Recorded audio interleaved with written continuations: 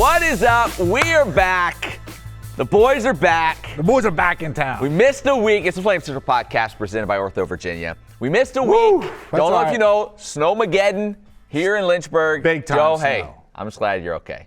You didn't mark yourself as safe on Facebook. I worried. I was calling. Joe, are you okay, I wasn't Joe? Answering. Yeah, you weren't answering your phone. I think I sent 8 or 10 texts like, Joe, are you okay? And then they sent my dog ended up over your house going, woof, woof. Yeah, I'm like, what is it? Joe's stuck in a snowbank Yeah. and can't get out. I'm on my way. Yeah. It's like a Lassie scene. Yes, it really was. But glad you're all right. Joe's stuck in a snowbank and he can't get out. And then you're on your way. Yep, I was out looking for you. Appreciate that, buddy. Yeah, looking in the ditches. Yeah. So glad to be back. Obviously last week with the weather and all, couldn't make it happen, but glad to be back this week. This will be our last show before the new year. I mean, we're going through, that'll be 3 weeks, no show. Last show of 2025. So I hope people really soak it in. You may watch it 2 or 3 times over the next few weeks just because you miss us so much. And that's okay. So I hope you do enjoy it. We should have a best of 25 segments. I thought about that. A lot of shows do that at Christmas. I thought about that. Best of 25. I was like, but all Liberty Sports best of, and then show, like you do different things from the show. Like you do. I was afraid if I went through it would just all turn into like Joe's wildest story. Right? It's all. You do best of Joe's Cajun stories. chutney. It's all whatever. Skiing stories. Yeah. It's all of that, and it just turns into it's like here's 30 minutes of Joe telling stories. Liberty best of sports. Highlight the sports. So we like individuals, like what really happened. Yeah. You could do that. There was a lot of great things that happened. There were a lot of cross great athletics. things. Yeah, you're right. Well, it's not going to happen. I don't have the time. But that's it. That's maybe next year we can edit that. We'll plan on that. Folks, plan on best of 26. Best of 26. And it's going to be a banner. Could be a good year. I've got a good feeling about 26. I got 26. Yeah, I think it could be good. Well, here comes Mr. Positivity. Yeah, that's right. Yeah, old Professor Positivity Joe, Homer, company man, Joe Yock. There are some things we want to talk about here today. There's been some football developments since we last spoke, so we'll dive into some of those. We'll touch on some basketball. Men's basketball having a very difficult loss at NC State. We can get into that a little bit. And then just get you caught up on a few things going on around Liberty Athletics and some former Flames. And I want to know from Joe later on, Joey Claus, if one gift you could give to a Liberty program, what would it be? So we're going to get to that a little bit later as well. You didn't tell me these. I didn't tell you that. I'm telling you right now. I'm telling you right now. At least you're giving me a little bit of warning. Right. We'll get to that. I need to think through that one. Yeah. So you have some time. Yeah. All right. So let's start with football, though. Let's do it. Since we last spoke, the news broke. Co-offensive coordinator, quarterbacks coach Willie Korn deciding to step away from the program and from coaching is what we've been told as well. We loved Willie Korn. Awesome. Dr. Korn. Dr. Korn. He was great. Loved getting to know him the past few years. Great guy. And so obviously for those reasons, sad to see him go and leave this program. We loved having him. But just in terms of the football aspect, Joe. Yeah. Jamie Chadwell needing to either take on play calling duties or find a new play caller, either take on quarterback coaching responsibilities or find a new quarterback coach. How difficult is that process, especially, and I guess this is the kind of the point of it all, given that what Jamie Chadwell does offensively, not everyone's doing. Right. Does that make filling the role that Willie Korn vacates that much more difficult? I mean, it's 2 different directions.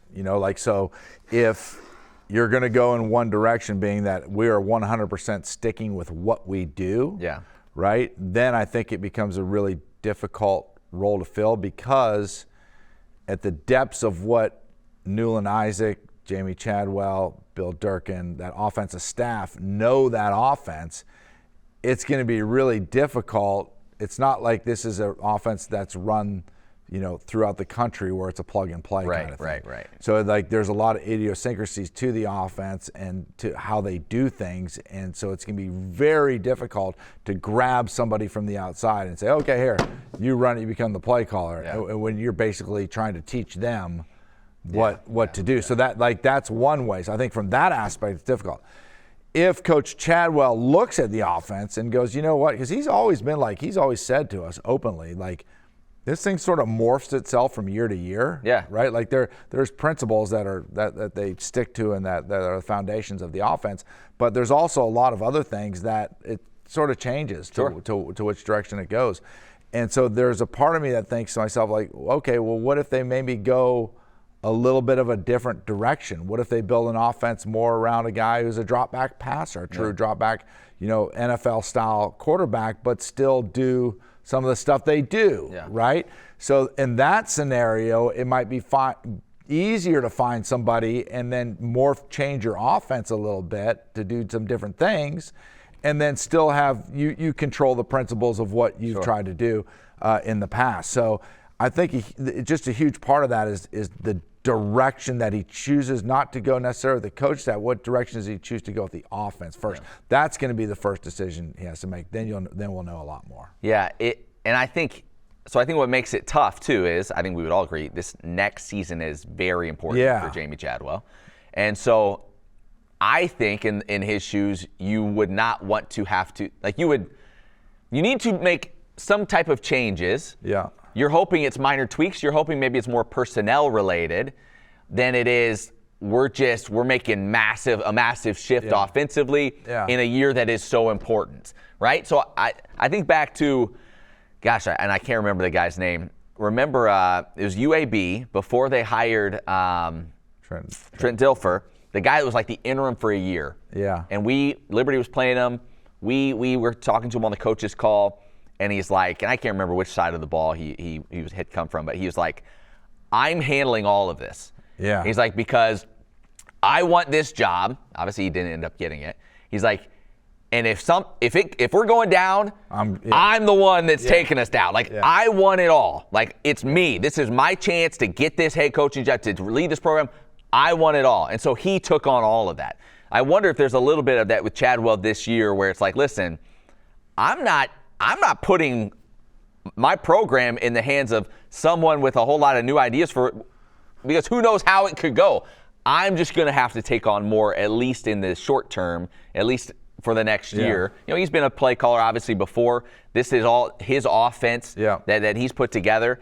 I just don't. It'd be hard, I think, for him to go like, all right, let's try something different, like totally different, or bring in people that he's having to reteach. Right. When, like, as we've talked about right now, you're having to reteach your whole roster every year. Right. That's hard enough, much less reteach a coaching staff. So that's why I think maybe it will be hard for him to kind of go outside of the circle of trust there. A big part of that also depends on, like, let's call this thing for what it is. A big part of that depends on who does he confidently think that he can get at the quarterback position that comes open in the transfer portal. Yep. So this is the issue you have. Michael Merdinger hit the transfer portal. Yep. Okay, you got Ethan Houck.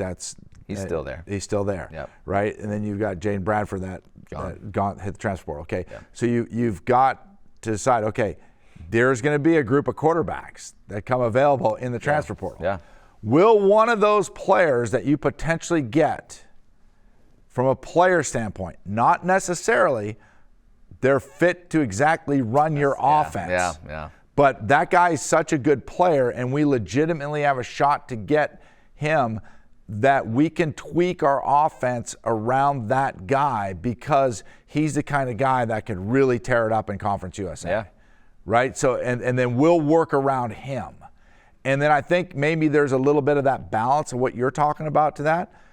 Go out and find that guy. Yeah. And then say, we'll tweak. But ultimately, when we do the tweaks, I'm going to be the guy responsible for this thing. Yeah. Right? And do exactly what we may have to make some adjustments. I may have to go out and hire a quarterback coach. Mm-hmm. And then I'll run the offense, I'll call the plays, but we're riding with this guy. Yeah. Because ultimately in college football, you know this much, everything is going to hang on that quarterback position.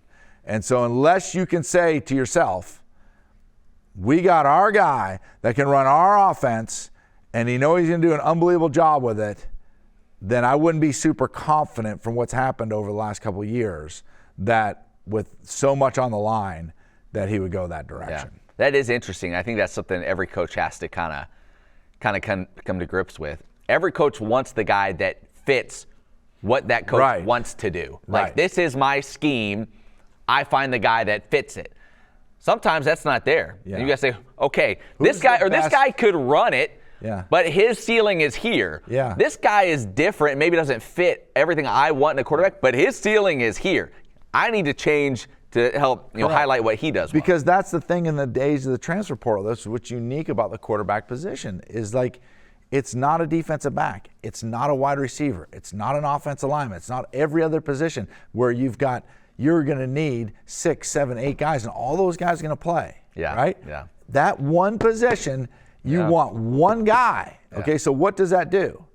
If you're not that guy at Oklahoma right now, at Auburn, at Texas, or whatever school you're at, you're still a really good quarterback, but you just happen to get beat out by another really good guy, right? So now you go in the transfer portal and you could be incredibly successful at a place like Liberty, right? And you pick up that guy and you play to his skill set instead of exactly what you're talking about, where you need to fit exactly what we do. Yeah. So it'll be interesting to see what direction that he does go. It will be interesting, and you feel like there's so much on the line with who that guy ends up being, and there's going to be a lot of opportunities. Here's one thing I'll say, because right now, Ethan Vasco surgery, they said 6 months. Yeah. So right now, just based off, you mentioned it, and this is what's been reported, Michael Merdinger going in the portal hasn't opened yet. So they announcing they're going to go to the portal. Merdinger, Jaden Bradford. So right now, as it stands, you have Ethan Houck as the one healthy quarterback that has been here going into spring, right? So yes, you expect them to make some additions there, but it's a lot. And I would love to see them be able to find someone that they can say early on, here are the keys. Yeah. This is your show. Because now 2 out of the 3 years, we've gone to the week of the season. Yeah. And it's like, we don't know. Everybody we've got good. We don't really know. Okay, fine. He's the guy. Yeah. Like, I think we're at a point where it would be very helpful for this program and just for clarity for everyone to find a guy that hopefully you can say early on, this is the guy, end of story. He's the guy we're looking to, and not have to have that uncertainty. If that's the case, then it's Ethan Houck, right? Or you're going a different direction. Right. Because I don't think there's somebody else out there that with everything on the line that they may fit what you're on. Like, oh, this guy really would do well on our offense. But are you prepared to say, here are the keys. You got one spring practice, you got one fall camp, and the bullets are flying. Yeah. If you're prepared, if you think he's that good and you can get him, but I have a hard time believing that guy's out there. Yeah. Is there a guy out there that could somewhat run your offense, but be more of a true passer? Yes. There's a lot more of those guys out there. Yeah. So it'll be interesting to see what direction it goes. And then you also get into like the whole running game with Evan Dickens and Von Blue and everybody else. Right. You got to keep what's going to happen with those guys. So now you're looking at a whole new batch of running backs. Now, with that being said, you're also understanding that, like, let's not cry poor old Liberty, everybody's leaving. Right. Because if you're in the G5, I don't care where you're at. If you're at Kennesaw State, if you're at Jacksonville State, you're at wherever, Western Kentucky, whatever school you're at, the best players, if they have the opportunity to go get more money and play for a P4 conference, there's a good chance they're going to go do that. They're at least, and I think a lot of that too has to do with, like, some of these guys are just fishing in the waters. Sure. Right? So it may be like, oh, I'm a good player. Let me go out and see. Let's just use Evan Dickens, for example. I'm a good player. Let's go see. Well, you know what? At the end of the day, you may realize, like, you know what? Liberty's, when it's all said and done, I'm coming out of the portal. Yeah. Because Liberty's my best option. And we've seen that before. That happens all the time. We saw that with Caden Salter 2 years ago. Caden Salter. He did the same thing. Exactly. And so you have to, like, show patience, because I don't care what school you're at, your best players in G5 are all going to put a line in the water and see who bites. Yeah. Yeah. So right now, and these are just kind of the highlighted, names that you recognize that have said that they're going into the portal. Merdinger, Bradford, Dante Lee, Von Blue, Evan Dickens. And so, yes, going in, that doesn't necessarily mean they couldn't come back, but it's something that to monitor certainly as we go forward, and something that I'm sure Liberty is, and they're figuring out, like, okay, like what is the amount that we want to go to? Right. What percentage of our player budget are we willing to go to try to keep a guy like an Evan Dickens? Dante Lee's a perfect example. And why Dante Lee's a perfect example? Because at Liberty, he is the number one guy. Yeah. Right? So, okay, you got to figure out, okay, well, here's how much we can give him. Well, let's say you can go somewhere else, and that's Miami, whatever, sure. Right? Well, what are you there? Yeah. That's a question you got to answer. Okay, you might make a few extra bucks, but what are you really? What are you to them? Are you the third receiver, fourth receiver? They're telling you you're going to make you the number one guy, and they're putting pen to paper and showing you with the money that they are going to make you the number one guy. Like he's a perfect example of that. Do not be surprised. I think Dante Lee's a really good receiver, but is there an opportunity that he potentially come back to Liberty? I think so. Yeah. It's this day and age. You hear about all the money, and I feel like. Listen, if you're a college kid, and especially who knows what your background is, and you don't blame any of these guys if they take a big, big chunk of change. Like, I totally get it. But I do think at times players today are looking at that far more than they're looking at, like, scheme fit and opportunity.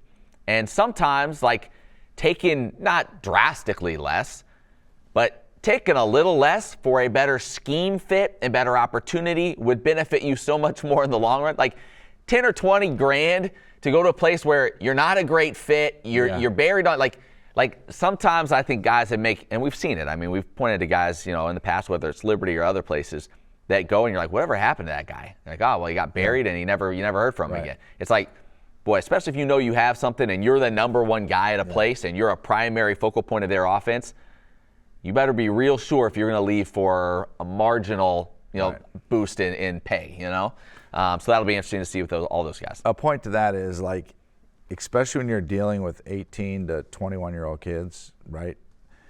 Maturity is a big part of this. Mm-hmm. Most 18 to 20-year-old kids don't have the maturity. They like being wanted. Sure. Right? They like that, where are you going? Talking to their buddies, where you go, I got Miami, look at me, I got LSU, look at me, I got, I'm thinking about going here. Like that the candy of the desire to be wanted by somebody else, and the newness of, like, the grass is greener over here. And then on top of that, I think one of the problems also in this is that there's agents involved, right? And those agents are going to get a little piece of the action.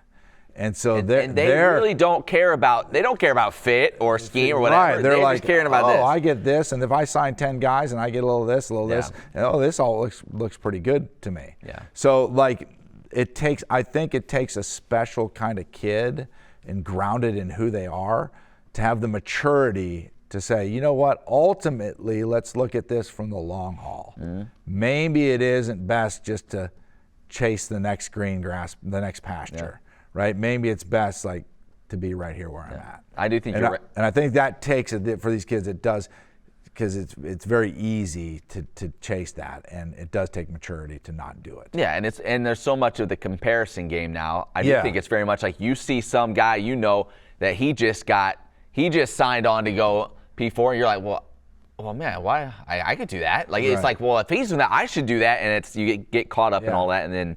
Yeah, a lot of factors to weigh in. A lot of that. Well, it's going to be interesting. Still pretty quiet on in terms of, at least as of 10:54 here on Monday. Not a lot of changes that we've heard about within the program in terms of staff and those type of things. I do want to say about Willie. Yes. Willie is as upstanding guy as you could possibly ask for. All the adversity that he overcame in his own life. Yeah. And then, Coach Chadwell and him have been together for such a long time, and Coach Chadwell sort of revitalized his career. Yeah.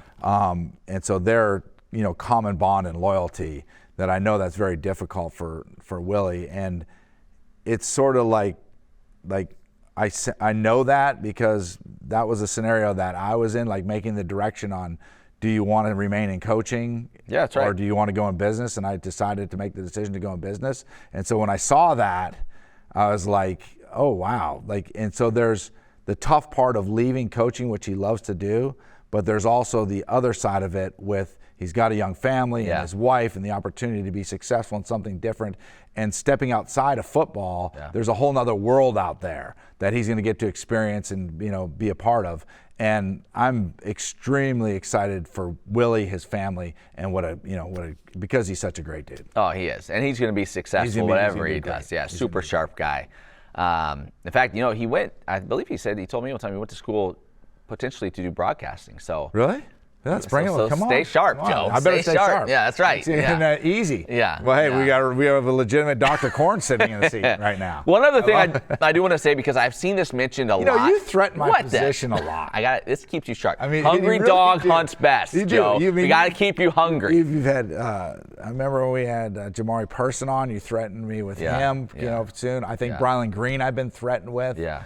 You know, there is. I mean, the list is too long. Now Willie Korn's gonna. Yeah. I mean, you're always showing these little bones out there. It's just hungry dog. Listen, hunts best. Yeah. It's like any good AD always has his short list just in case. That's all I'm doing. I'm just keeping that short list ready, Joe. So if you ever, when once you slip up, one slip up. Yeah, when ABC calls you and says, "Listen, we're looking for a replacement for Herb Street," and you move on, we've got some people. See, now you're talking, right? See, you're not talking about me just getting out. Right. You're talking about Herbie. Yeah, taking over Herbie. When ESPN or HR call and say Joe's no longer, whichever the case. You know what I will say? If I was ever stepping that seat, right, and I'm beside Chris Fowler, right? In the middle of one of a big play call, I'd let it settle for a little bit, and then I'd say, Chris, Matt Warner would have done that way better. I appreciate that. That's all. I always got your back, I appreciate that. Hey, I do want to touch on one thing, though, because I've seen this mentioned a lot on social media from Liberty fans in a negative way, and maybe you can help even clear this up for some folks as well. The co-offensive coordinator with Willie Korn, Newland Isaac, and co-DC with Kyle Krantz and Skylar McGee. People have been like, this is a problem. You can't have two people doing the job. I want to clear it up. It's not like some programs we've heard about where, like, we'll mention, I guess, Auburn, we heard earlier this year, had one play caller for first down, one play caller for second down, a different play caller for third down. It's not like that. Right. They had two primary play callers on the offensive and defensive side. Yeah. And those other guys, I think you would say are contributing in the game planning and a lot of the stuff leading up to. So there's not like some conflicting two people trying to call the game. Like, that's not part of the thing that's been going on with having co-coordinators. Yeah, no, that hasn't been going on at Liberty at all. Like, I think the one thing, and I think Coach Shadwell's done a good job with this, is that you can name a co-defense coordinator, co-offense coordinator, but is there a clarity of one voice? Yeah. And the clarity of one voice, those two behind closed doors may be getting together, game planning, working together, do all the things that you're talking about doing. But when the message as a whole to the offense, as a message as a whole to the defense, there has been a clarity of one voice that is like, we've worked together to build this. This is exactly what we're going to do. So there isn't he's saying do this, he's saying do this. Yeah. Like, there's not, there is a clarity of one voice in the Liberty locker room. I understand the titles make it seem like confusing, but yes, in terms of the play calling, that's the way it's been. Yeah. So I want to clear that up. All right, men's basketball. Woo! NC State. I watched that one. Did you watch that one? I did. I saw the first half. I was at the Christmas on the Boulevard concert here on campus. Oh. So it had gotten moved from Tuesday to Wednesday due to the snow. So we were there. So I watched the first half on my phone before it started. Had a guy behind me. He's like, "Why aren't you in North Carolina? You ought to be at the game." I was like, well, I think I've made the right choice on this one. And Matthew Bird offered me tickets. Yeah, he's same. Yeah. And then I had a little Christmas party thing, but I got to catch part of it. Yeah. And then second half, my phone's just blowing up. Like, I'm just looking at, as I'm just like, this is unacceptable. This is terrible. This is whatever. You lose by 40 to NC State. First off, NC State was preseason picked 4th in the ACC. So this isn't just some run-of-the-mill whatever. Now, losing by 40, I don't think anybody saw that coming. But this is a very good. I mean, this NC State team nearly beat Kansas right after they played Liberty. They're a very good team. They're good. They are good. They're good. I think they're going to give my Tar Heels a run for their money. They are. I think what is worrisome is there were things that you saw in that game that you're like, is this going to be an issue that crops up later on against better opponents, even in conference play? Like, is the lack of size thing going to be an issue or continue to be an issue moving forward? Zach Cleveland, only 2 shot attempts and 0 for 2 from the field. Like, that's weird. Like, there were some things in there, the turnovers, 17 turnovers.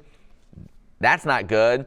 There were some of those things that you felt even it kind of flashed you back a little bit to the Oregon game where you're like, the shots that you would get against teams Conference USA level and below, you make that extra pass, you got the open 3. Well, suddenly when you're playing guys that are more athletic and a few inches taller, they're getting there. They're taking those away. They're closing out and taking those, and suddenly then you're extending the 3-point range to get shots up, and nothing came easy.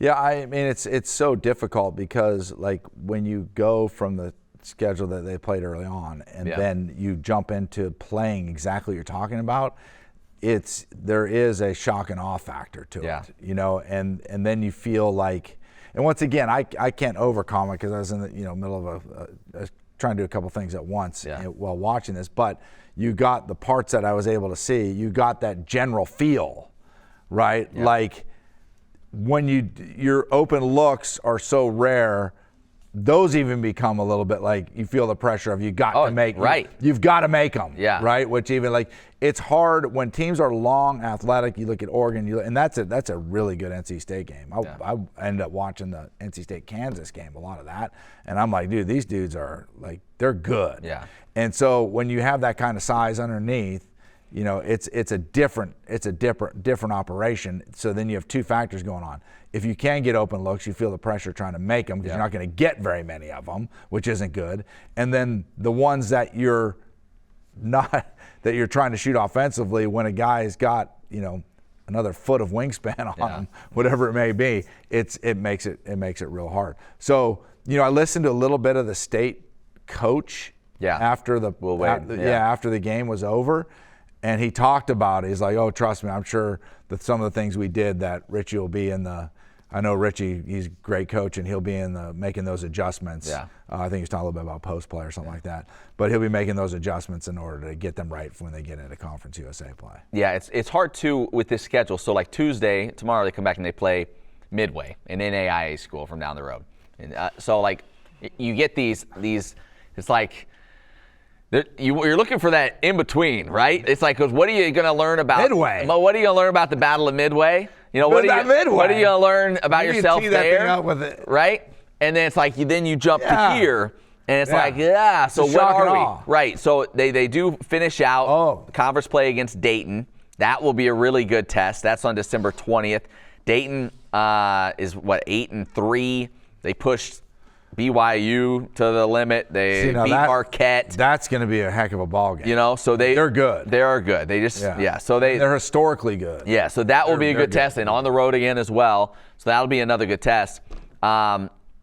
It's just so hard to tell, and we've said this before too. Like in the grand scheme of things, yes, you hate that you got pounded by 40. In the grand scheme of things, you're in a one-bid league. And no one will remember any of that. That's right. If you play 3 good games in the middle of March in Huntsville, Alabama, and that's all that matters. So that's the goal. Obviously, you don't want to make it hard on yourself along the way, and you need to clean some things up, certainly. But also just kind of take that result with a grain of salt, knowing in the grand scheme of things, that does not really matter much. But here's a problem with the NCAA tournament. Yeah. Is that it is the 64 teams, okay?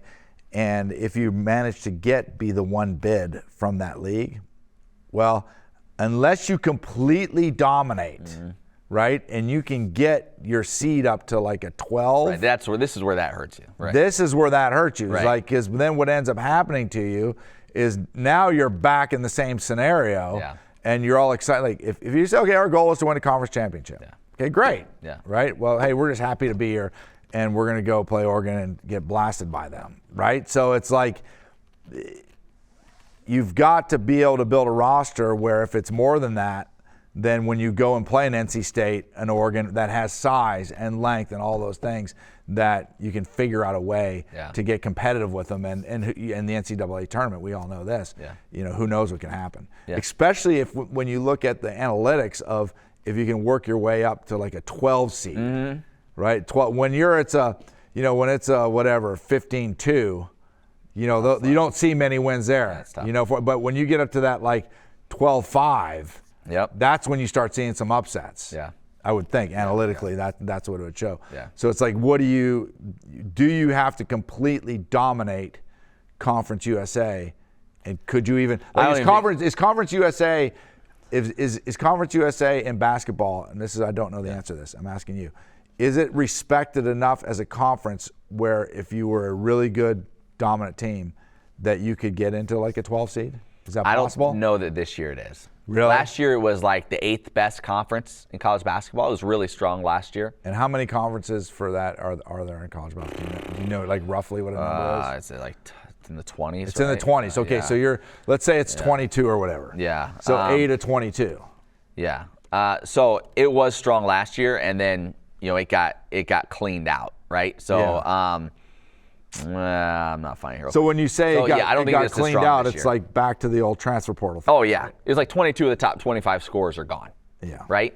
So yes, Liberty brings back far and away more than anybody else in terms of production from you.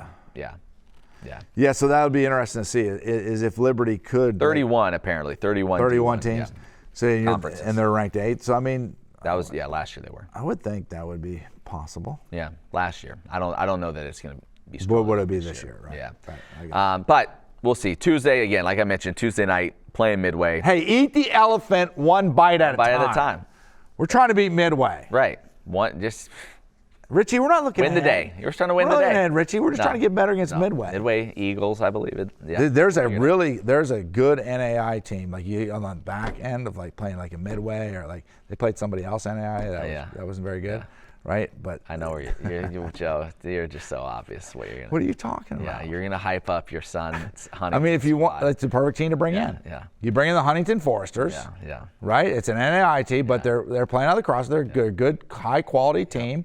And you get better dynamic young coach. Yeah, dynamic young coach. Yeah. You get better reps in. Yeah. You're gonna win the ball game. Yeah. You're gonna win the ball game, but you're gonna get a lot better competition, better reps. Let's bring in the Huntington Foresters. Led by Jared Young. To Liberty University. Yeah. Led by Jared. Let's watch a ball game. Yeah, that's all you want. That's all we're trying to do is watch a ball game. You wanna pack it out. You get all the Yaks, give them their own section. Give them their own section. They'll come out of the woodwork. Yeah. I mean, no, and I might Jared get mad at me if I had a Liberty hat on and a Huntington. Well, be one of those situations. Yeah, I know. It'd be one of those. Yeah. All right, hey, some other stuff going on. Women's basketball, tough one against Richmond. They lost that one after. What's the women's basketball record right now? Yeah, I'm going to pull that up for you. Pull it up. It is, they had a comeback thriller against George Mason. They were down late. That was crazy. You see that? Yes. The 3 to tie and the steal and the bucket. That was Avery Mills. crazy. So right now with the loss. Talking crazy talk. With the loss to Richmond, Liberty is 6-3 Come on in now. non-conference play. And they head now to Hawaii. So they leave. They play the 20th. Actually, it's weird. It's 2 games on the 20th because of the time difference. They play at 12:30 a.m. Eastern and then 11 p.m. Eastern, all on December 20th. Wow. In Hawaii. In Hawaii. In Makawa, Hawaii. I don't know. But yes, they play Hawaii on the first game, Oregon State the second game. Alexis Sherrard said, I'll take that. I'll take that Hawaii trip. Yes. Terry Green. Yes. In December, absolutely. You walk outside right now, it sounds pretty darn good. So that's how they finish up non-conference play as well. I'm going to give a shout out to Kerry Green on how much of a high character guy he is. Okay. Because, he's retired now. Yeah. And after we had him on, I said, Kerry, you're always welcome to come out to the yacht compound. Yeah. And hunt deer. Sure. Right? I said, but there is some certain rules when you get out there because, we got a lot of hunters out here and we want to shoot the big bucks. So don't shoot the big bucks. Now, for a hunter, that's a hard thing to agree to. Yeah. Like you get buck fever, they call it buck fever, right?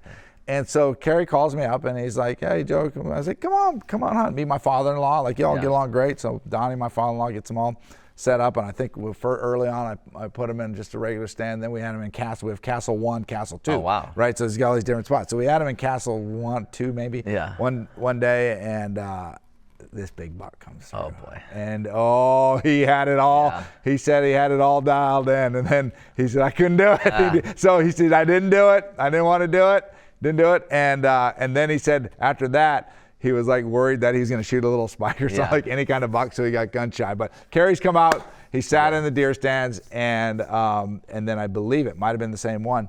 Reese, my 12-year-old, actually got that buck. Got that big one? Got him. We picked him up yesterday. We're getting him mounted. The assist from Kerry Green. The assist from Kerry Green. That's good. He didn't pull the trigger. The three was wide open. Yeah. It was there. He was feeling it, and he. Good man. He dished it off. Good man. Appreciate it. All right, a couple other news and notes here. Allie Zealand. How much? That is one word. Yeah. Domination. Opened the indoor track season, set a new Liberty 3K record. Done. By more than 20 seconds. The 10th fastest history 3K in NCAA history. History. She is unbelievable. Unbelievable. And she's what, a sophomore? Still sophomore season, yeah. Them Zealands can roll. They can go. So it'll be fun to watch her. Like I said, she very well punched her ticket to the indoor NCAA championships already. She punches. So that's crazy. So good for her. And then, hey, I don't know if anybody's watching Taelon Peter. Wait, back to Allie Zealand. Oh, go ahead. Yeah. So that's 10th all time, right? 10th all time. Okay, where's she at right now, like this year nationally? Is she number 1? No, actually, I think a couple girls were faster than her in this race. So this was like This was like big time competition. Yeah, but she's still 10th fastest. I want to say she finished maybe 3rd in that race.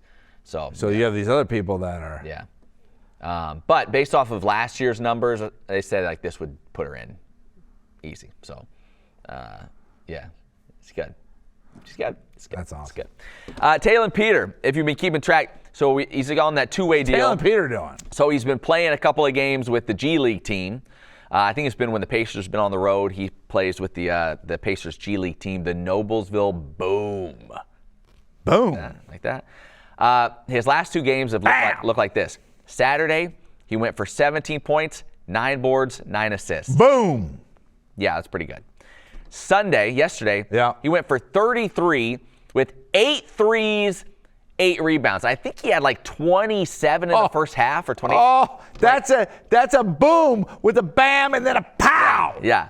So that's Taelon Peter saying like, you love to see that because he's not getting a ton of opportunities with the Pacers. That's just like a reminder. He just reminds them like, hey, don't. Dude, I'm putting it on these guys down here. So that's crazy. So he's saying like, that's good basketball. I'm better than this.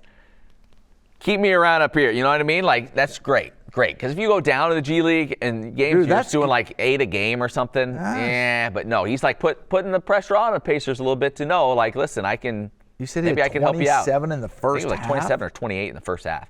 Yeah, he was cooking. I mean, that's good. 8 threes. That's good basketball. Yeah. So good for him. He's playing really well in those opportunities, and I'm sure it's good for him too. Like, you got to get those game reps still. Ooh. You're probably not getting a ton better just sitting on the end of the bench for the Pacers. So this gives him those kind of game reps. Boom, bam, pow. So good for him. Love that. One other note: Fraser Ellard, former baseball player, pitched the last 2 years. Parts of these 2 years in the big leagues with the White Sox. I missed this. Down goes Fraser. Maybe other people had seen this. I did not. He actually retired. He's like in his 20s, like pitching the big leagues the last 2 years. I know he had some injuries he had to fight through this past year. But he is retired. It sounds like he's got other business stuff he does with his brother, and so he's apparently going to go that route. I think he just got married. But that's rare. I mean, you see a guy who's like right there, bullpen arm, has been pretty effective when he's been up, has potentially a long MLB career in front of him, has decided to hang it up. So interesting announcement there from Fraser Ellard. Guess who came to the JPL? Who's that? Jesse Sanders. Oh yeah, when he was in town for a Hall of Fame. Jesse Sanders. He came to JPL. He played a little pickleball with us. And you showed him that, like, listen, you may be a Liberty Hall of Famer, but out here in the JPL, you're a nobody. You know what? Is that basically what happened? I wouldn't say I call him a nobody. Okay. But you know what? You're just another guy. Yeah, you're just a guy. You're just another guy. Right. Right, but I will say he hasn't played a lot of pickleball, but good, that dude's an athlete. He's an athlete. Like some guys, that guy's an athlete. He was competitive enough. Yeah, give him some time and he'll figure it out. Yeah, I mean, good. If he played it, he'd be. But that whole camp that he runs out in Texas, unbelievable. Yeah, that people. Deer Creek Camp. Deer Creek Camp. Check it people out. need to support that thing. That thing is like, and they got big projects going on.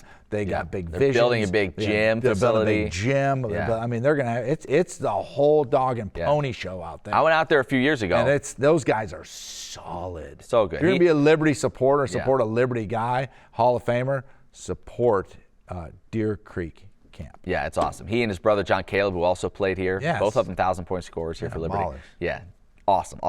I just wish it was closer because I would love to go and take the kids. I want to send my kid out there. I want to send Reese out there. You should. I really should. Yeah. Because Jared can go out there and he said they can do coaches stuff and all kinds of stuff, yeah. and then take Reese out there. It'd be great. Yeah, that'd be the hill country of Texas is where they're at. I bet it's hot there. I think it gets a little warm. It gets a little warm.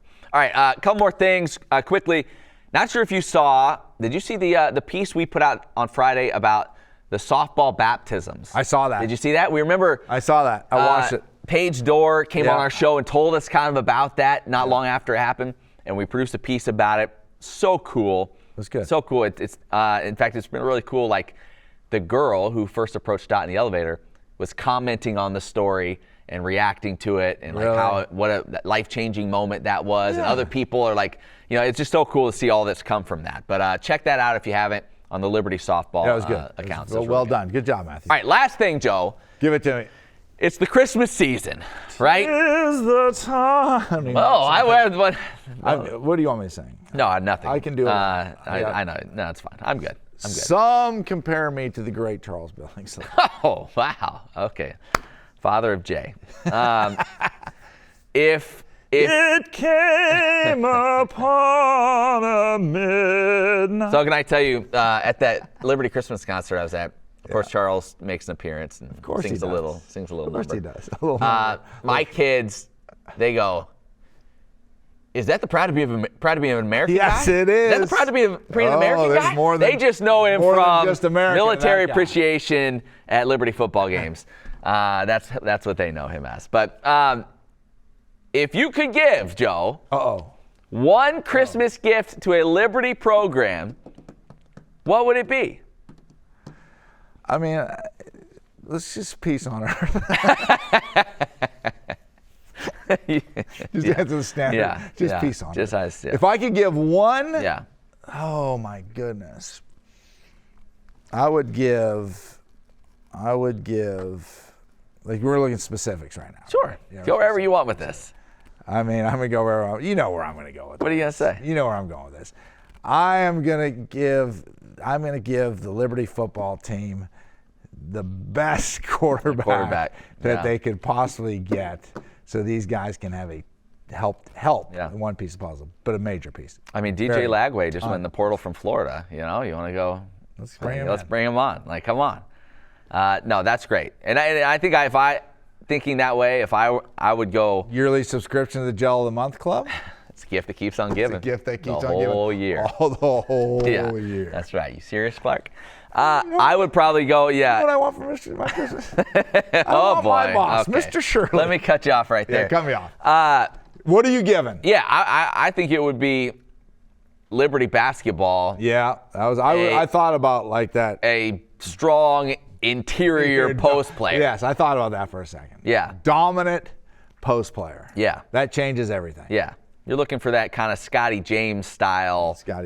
Big, tough, strong dude. That's what I would give them, I think. So my favorite Liberty basketball player of all I can't believe his name's slipping my mind. Peter Aluma? Peter Aluma, the Illuminator. Yeah, you've talked about him. Yeah. You liked him. I love Peter Aluma. Yeah. I mean, that was a force. Yeah. In the middle. Give me a Peter Aluma. Yeah, the late, great Peter Aluma. The late, great Peter Absolutely. Aluma, 100%. Yeah, unbelievable. All right, well, hey, last show of the year as we mentioned. So just looking ahead of the calendar, that would mean we will rejoin you on the 5th of January. Will it just be the two of us? I don't know. Wow. I don't know. Watch and find out. Is there a comeback story? Could there be a comeback story brewing? Listen, I do want to say, too, we had teased the last time we joined you a special guest we were going to have on this podcast. Yes. Obviously, we haven't had one.